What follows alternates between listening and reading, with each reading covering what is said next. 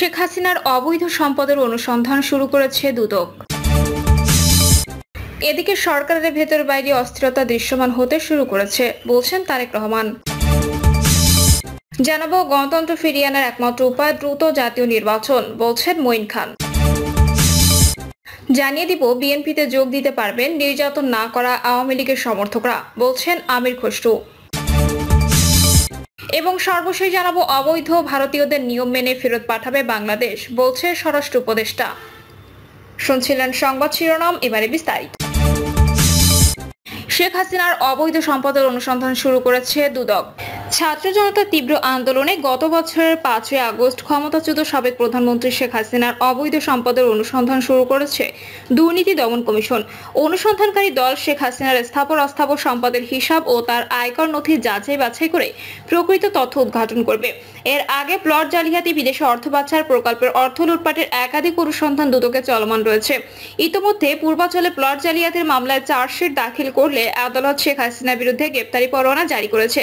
গত 10 মার্চ পূর্বাঞ্চলে 60 কাঠা প্লট বরাদ্দ নেওয়ার প্রমাণ পাওয়ায় ক্ষমতাচ্যুত সাবেক প্রধানমন্ত্রী শেখ হাসিনা ও তার বোন শেখ রেহানা পরিবারের সদস্য সাবেক প্রতিমন্ত্রী শরীফ আহমেদ, প্রধানমন্ত্রীর সাবেক একান্ত সচিব সালাউদ্দিন এবং জাতীয় গৃহায়ন ও গণপূর্ত মন্ত্রণালয়ের 14 কর্মকর্তার বিরুদ্ধে পৃথক 6টি অভিযোগপত্র বা চার্জশিট দিয়েছে সংস্থাটি, যা আমলে নিয়ে আসামিদের বিরুদ্ধে গ্রেপ্তারি পরোয়ানা জারি করে আদালত।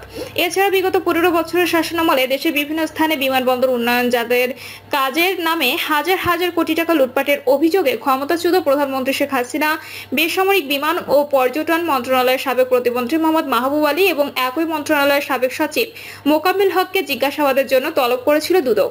যদিও ওই তলবের বিপরীতে কোনো ধরনের প্রতিক্রিয়ায় দেখা মেলেনি। সরকারের ভেতরে বাইরে অস্থিরতা দৃশ্যমান হতে শুরু করেছে বলছেন তারেক রহমান। বিএনপির ভারপ্রাপ্ত চেয়ারম্যান তারেক রহমান বলেছেন, বিএনপি সহ বাংলাদেশের পক্ষের গণতান্ত্রিক রাজনৈতিক দলগুলো শুরু থেকেই অন্তর্বর্তী সরকারের কর্মপরিকল্পনা রোডম্যাপ ঘোষণার আহ্বান জানিয়ে আসছে। সবকিছু বিবেচনা করলে আমরা দেখছি সরকার কিন্তু সেই আহ্বানে সেভাবে সাড়া দেয়নি। সরকার বরং জাতীয় নির্বাচনের সুনির্দিষ্ট দিন তারিখ ঘোষণা না করে সুকৌশলে অল্প সংস্কার বেশি সংস্কার এ ধরনের একটি অভিনব শর্তের বেড়াজালে আটকে দিয়েছেন। অন্তর্বর্তী সরকারের চিন্তা এবং কর্মপরিকল্পনা সম্পর্কে জনগণ অন্ধকারে থাকায় কিন্তু দেশের রাজনৈতিক অঙ্গনে হয়তোবা অস্থিরতা বাড়ছে। প্রায় বিভিন্ন দাবি দাওয়া নিয়ে আমরা দেখছি প্রতিদিন বিভিন্ন শ্রেণী পেশার মানুষ রাজপথে জড়ো হচ্ছে। মাত্র 10 মাসের মাথায় সরকারের ভেতরে বাইরেও কিছু এক ধরনের অস্থিরতা দৃশ্যমান হতে শুরু করেছে। সরকার জনগণের ভাষা, আশা, আকাঙ্ক্ষা উপলব্ধি করতে ব্যর্থ হলে দেশের রাজনৈতিক অস্থিরতা বাড়তেই থাকবে। আমরা মনে করি দেশে এভাবে অস্থিরতা বাড়লে এই সরকারের পক্ষে পরিস্থিতি সামাল দেওয়া কষ্টসাধ্য হয়ে পড়বে। সুতরাং অন্তর্বর্তী সরকারের প্রতি তাদের সক্ষমতা সম্পর্কে আরো সতর্ক হওয়ার আহ্বান জানাই। তারেক রহমান আরো বলেন, আগামী দিনে যাতে আর কোনো ফ্যাসিস্ট ও স্বৈরাচার জনগণের অধিকার কেড়ে নিতে না পারে সেজন্য গণতন্ত্রকে প্রাতিষ্ঠানিক রূপ দেওয়া প্রক্রিয়া, পদ্ধতি প্রণয়ন এবং বাস্তবায়নের এখনই সঠিক সময়। উপযুক্ত সময় যদিও গণতন্ত্রকে প্রাতিষ্ঠানিক রূপ দেওয়ার ক্ষেত্রে অন্তর্বর্তীকালীন সরকারের সদিচ্ছা কিংবা সামর্থ্য নিয়ে ইতিমধ্যে হয়তো জনমনে কিছুটা হতাশার সৃষ্টি হয়েছে। তবুও গণতন্ত্রের পক্ষে রাজনৈতিক দলগুলো জনগণের ভোটে জনগণের কাছে জবাবদিহিমূলক সরকার প্রতিষ্ঠার স্বার্থে অন্তর্বর্তী সরকারের প্রতি সমর্থন এখনো অব্যাহত রেখেছে। পরিস্থিতি অযথা ঘোলাটে না করে জাতীয় নির্বাচনের সুস্পষ্ট তারিখ ঘোষণা করতে অন্তর্বর্তী সরকারের প্রতি আহ্বান জানান তারেক রহমান। তিনি বলেন, জনগণের ভোটে জনগণের কাছে দায়বদ্ধ সরকার প্রতিষ্ঠা করা না গেলে পতিত পলাতক স্বৈরাচারকে মোকাবিলা করা কিন্তু সহজ হবে না। লোকলাভের প্রলোভন থেকে মুক্ত থেকে অন্তর্বর্তী সরকারের অচিরে জাতীয় নির্বাচনের তারিখ ঘোষণা করে বাংলাদেশের জনগণের অধিকার প্রতিষ্ঠার দায়িত্ব পালন করবে বলেও আশা প্রকাশ করেন তিনি বলেন, গণতন্ত্রের পক্ষে রাজনৈতিক দলগুলো যারা দীর্ঘ 1.5 দশক ধরে ফ্যাসিবাদ বিরোধী আন্দোলন সংগ্রামে একসঙ্গে রাজপথে ছিলাম, অন্তর্বর্তীকালীন সরকারের সামর্থ্য এবং সক্ষমতা সম্পর্কে আমরা এখনো নেতিবাচক মন্তব্য করিনি। আমাদের অবস্থান থেকে আমরা চুপ থাকলেও জনমনে এই সরকারের সক্ষমতা নিয়ে প্রশ্ন এরই মধ্যে উঠেছে। জুলাই আগস্টের আন্দোলনে কতজন শহীদ হয়েছেন, কতজন আহত হয়েছেন, 10 মাসেও কিন্তু অন্তর্বর্তী সরকার শহীদদের এই সংখ্যা ও তালিকা চূড়ান্ত করতে পারেনি। জুলাই হতাহতের তালিকার চেয়ে করিডোর দেওয়া বা বন্দর বিদেশিদের হাতে তুলে দেওয়াকে বেশি প্রাধান্য দিচ্ছে সরকার বলে মন্তব্য করেন তারেক রহমান। তিনি বলেন, করিডোর বা বন্দর দেওয়ার সিদ্ধান্ত অন্তর্বর্তী সরকারের কাজ নয়। এ ধরনের সিদ্ধান্ত নেবে জনগণের প্রত্যক্ষ ভোটে নির্বাচিত জাতীয় সংসদ। এই সরকারের আইনগত দিক নিয়ে প্রশ্ন নেই, তবে তারা কখনোই জনগণের কাছে জবাবদিহিমূলক সরকার নয়। জাতীয় রাজস্ব বোর্ড এনপিআর সংস্কার প্রসঙ্গ টেনে তিনি আরো বলেন, এনপিআর সংস্কার নিয়ে তেমন কোনো দ্বিমত নেই, তবে সংশ্লিষ্টদের সঙ্গে আলোচনা না করে তড়িঘড়ি করে সংস্কার শুরু করার হিতে বিপরীত হয়েছে। নিয়মিত রাজস্ব আদায় কার্যক্রম বন্ধ রয়েছে, ফলে চলতি বছরের হাজার হাজার কোটি টাকা রাজস্ব ঘাটতি দেওয়ার আশঙ্কা রয়েছে। তিনি বলেন, দেশে বিনিয়োগ পরিমাণ আশাব্যঞ্জক নয়। সরকার ব্যাপক আয়োজনে বিনিয়োগ সম্মেলন করলেও কাঙ্ক্ষিত বিনিয়োগ আসেনি। দেশে বিদেশি বিনিয়োগের জন্য রাজনৈতিক স্থিতিশীলতার সরকার অত্যন্ত গুরুত্বপূর্ণ। দেশের অর্থনৈতিক উন্নয়নের জন্য জনগণের ভোটে জবাবদিহিমূলক সরকার প্রতিষ্ঠা অত্যন্ত জরুরি।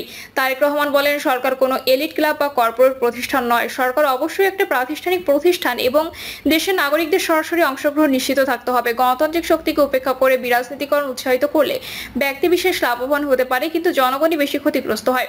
বিরাজনীতিকরণ নয়, বরং গণতান্ত্রিক রীতিনীতি ও সাংবিধানিক প্রতিষ্ঠানগুলো শক্তিশালী করা অত্যন্ত জরুরি। গণতন্ত্র ফিরিয়ে আনার একমাত্র উপায় দ্রুত জাতীয় নির্বাচন, বলছেন মঈন খান। বিএনপির স্থায়ী কমিটির সদস্য ডক্টর আব্দুল মঈন খান বলেছেন, গণতন্ত্র পুনরুদ্ধারের একমাত্র উপায় হলো দ্রুত ও সুষ্ঠু জাতীয় নির্বাচন। কারণ গণতন্ত্রের জন্যই আমরা পাকিস্তানের বিরুদ্ধে যুদ্ধ করেছি। মঈন খান বলেন, 1971 সালে স্বাধীনতা অর্জনের পর একটি দল গণতন্ত্র ধ্বংস করে একদলীয় পাকশাল কায়েম করেছিল। তারা সব সময় জনগণের মতামত উপেক্ষা করেছে, ফলে 2024 সালে ছাত্র জনতার আন্দোলনে তাদের পতন ঘটে। তিনি বলেন, বিএনপি প্রতিহিংসা রাজনীতি চায় না। বিএনপি সব গণতন্ত্রকামী মানুষকে সঙ্গে নিয়ে দেশ গঠন করতে চায়।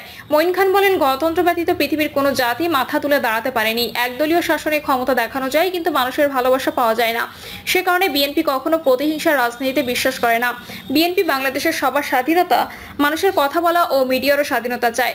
এদেশ সৃষ্টি হয়েছিল গণতন্ত্রের জন্য। তিনি বলেন, জিয়াউর রহমান বিদেশ সফরের সময় বেছে বেছে গ্রামের শিল্পীদের সহযোগী হিসেবে নিতেন। জিয়াউর রহমান জাতীয়তাবাদী ভিত্তিতে বাংলাদেশকে নতুনভাবে গড়ে তুলতে চেয়েছিলেন। তিনি বাংলাদেশে গণতন্ত্রের জীবন দিয়েছে। এই গণতন্ত্রকে বাংলাদেশে ফিরিয়ে আনতে হবে। বিএনপিতে যোগ দিতে পারবেন নির্যাতন না করা আওয়ামী লীগের সমর্থকরা, বলছেন আমির খসরু। জুলুম নির্যাতন না করা আওয়ামী লীগের সমর্থকরা বিএনপির সদস্য হতে পারবেন বলে জানিয়েছেন দলটির স্থায়ী কমিটির সদস্য আমির খসরু মাহমুদ চৌধুরী।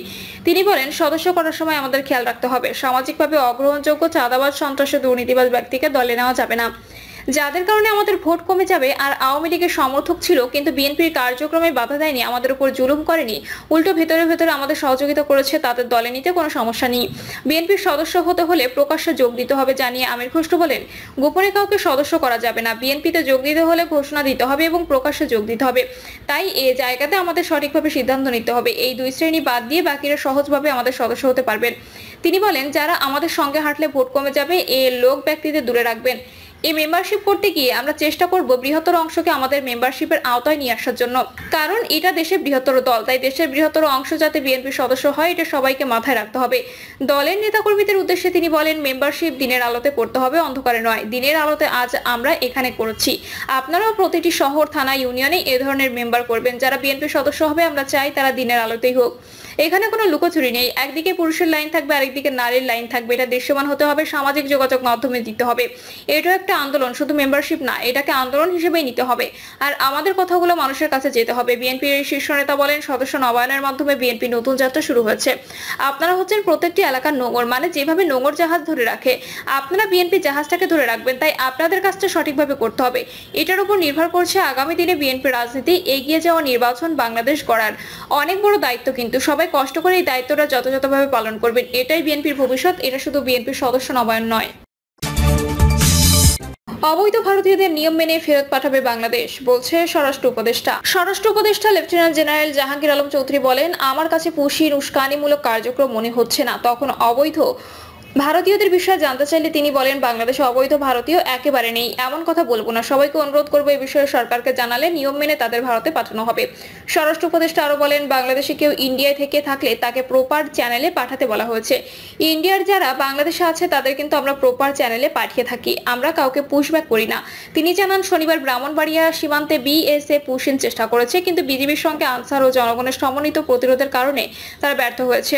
বিজিবির সঙ্গে সবাই মিলে সহযোগিতা করলে ভারত পুশিং করতে পারবে না। কূটনৈতিক পর্যায়ে বিষয়টি সমাধানের চেষ্টা করা হচ্ছে জানিয়ে তিনি বলেন, ইতিমধ্যে পুশিং বন্ধে তাদের চিঠি দেওয়া হয়েছে। প্রিয় দর্শক, এই ছিল এখনকার সর্বশেষ সংবাদ। আপডেট সব সংবাদ পেতে চ্যানেলটি সাবস্ক্রাইব করে বেল আইকনটি ক্লিক করে রাখুন।